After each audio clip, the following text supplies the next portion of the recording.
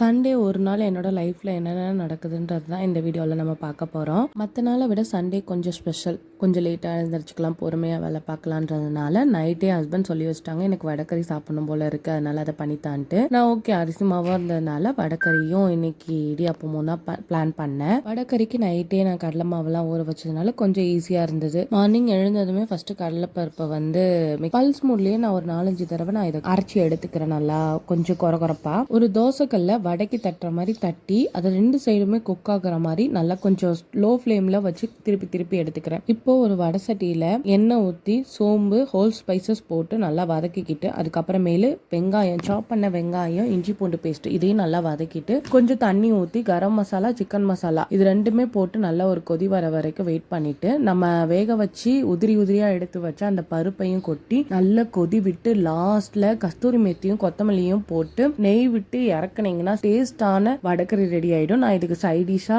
கொஞ்சமா இடியாப்பமும் செஞ்சுட்டு நல்லா வயிறு நிறைய சாப்பிட்டுட்டு இவங்க ஃப்ரெண்டோட குழந்தைய பார்க்க நானும் ஹஸ்பண்ட் பாப்பா 3 பேரும் கிளம்பியாச்சு. அப்படியே பார்த்துட்டு அதுக்கப்புறமேல நம்ம வீட்டுக்கு போயிடலான்ட்டு இது பண்ணோம். ரூட் கொஞ்சம் புதுசுன்றதுனால நான் பின்னாடி இருந்து அவங்களுக்கு ரூட் மேப் பார்த்து சொல்லிட்டே இருந்தேன்.